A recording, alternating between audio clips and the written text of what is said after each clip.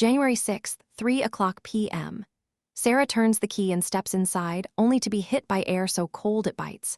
The house is dead quiet. No TV, no footsteps, no sign of the man who is supposed to be here. Then she sees it. A plain white envelope on the kitchen table, her name written neatly across the front. Her fingers tremble as she tears it open. The first line reads, "I accepted the position in London." I didn't spell it all out in the letter, but the truth was simple. She told me David deserved Christmas with them.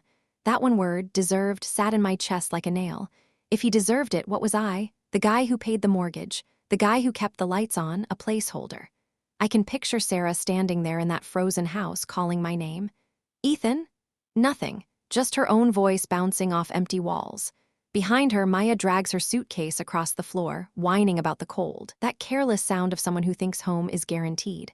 Sarah reads the first line again. Her eyes go wet, but it's not sadness, it's shock. She pulls out her phone and calls me. A flat recording answers. "The number you have dialed is no longer in service."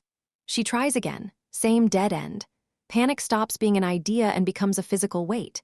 She walks quickly into our bedroom and yanks the closet open. Half the hangers are gone. She checks the bathroom next. My toothbrush, my razor, my cologne gone. Clean. Final. Meyer appears in the doorway, looking smaller than usual. "Mom, what's going on?" Sarah opens her mouth, but there's no clean lie that fits. I didn't just leave, I cut the cord. That's what Sarah walked into on January 6th. But the marriage actually ended weeks earlier at the dinner table. Second week of December. I'd just gotten home from work. I was halfway through explaining a stressful project when Sarah cut right through me, casual, like she was interrupting a weather report. "Meyer and I are spending Christmas and New Year's with David." I stopped mid-sentence. "The whole break?" I asked. "Christmas, New Year, all of it with your ex?" Sarah didn't flinch. "David's not just my ex, he's her father, her authentic dad." That word, authentic, hit like a backhand. I swallowed it and tried to stay steady. "I've helped raise Maya for 6 years. I've been here every day." Sarah let out a short, sharp laugh. "Helped? Please, Ethan, you're the stand-in."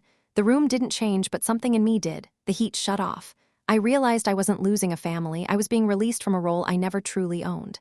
"David's taking Maya skiing in Whistler," she continued. "His parents rented a lodge, big family thing, a proper Christmas." "Proper," I repeated. "So, what am I supposed to do for 2 weeks?" She shrugged, scrolling on her phone. "Whatever, watch football, you'll probably like the quiet." Then Maya walked in, 14 years old, wearing earbuds, already halfway gone. She glanced at her mom. "Did you tell him yet?"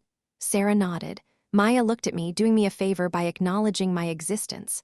"Dad got us passes for Whistler. It's going to be awesome having a real Christmas for once." For once. 6 years of building bikes in the garage, wrapping presents, and funding their lives apparently didn't qualify as real. I should have yelled. Instead, I said, "Okay." Lauren's eyes narrowed. She wanted a fight so she could call me dramatic. My calm stole that from her. "You're just sitting there, you accept everything without fighting, you're too passive." I looked her in the eye. "You just told me I'm a stand-in." Meyer agreed. "What exactly am I supposed to be fighting for?" She froze. I stood up, walked to the garage, and sat in my truck. 20 minutes of silence. Then I opened my email. 6 months ago, a recruiter in London had offered me a senior role. I'd turned it down 3 times for this family. I scrolled to the thread. "We'd love you on the team." I typed 2 words, "I accept." The departure for the next week, I played the part. I packed quietly. I moved my money. I set up a new bank account that Sarah couldn't touch. I rerouted my mail to a P.O. box. I drafted the divorce papers with my lawyer, no drama, just a clean split. On December 23rd, I watched from the window as Sarah loaded the car, 3 suitcases for a 2-week trip. Maya was bouncing on her toes, texting David. Sarah came back inside for one last check. She kissed my cheek, a quick, automatic peck. "See you in January," she said. "Have a safe trip," I replied. I waited 10 minutes until their car disappeared.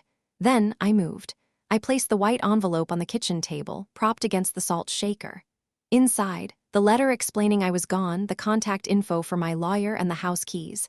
I walked out the door, 2 suitcases in hand, and caught an Uber to the airport. My flight to London left that afternoon. Christmas Day, I spent Christmas in a temporary corporate apartment in London. It was quiet. Peaceful. My phone buzzed with Instagram notifications. Sarah posted a photo, Meyer and David by a fireplace. Caption, "Making family memories." I stared at it for a second, then I blocked them. I turned off my phone. The stand-in had left the building. The aftermath back to January 6th.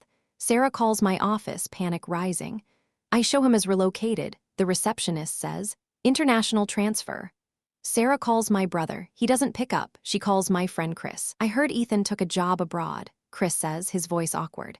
"Wait, you didn't know?" That's when the ground gave way. Everyone knew but her. Then the email from the lawyer arrived. Petition for dissolution of marriage. Uncontested. I was walking away. 2 weeks later, the first real punch landed. The mortgage payment failed.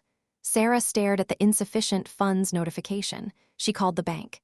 He withdrew his portion and closed the joint accounts. The teller explained, it's within his rights.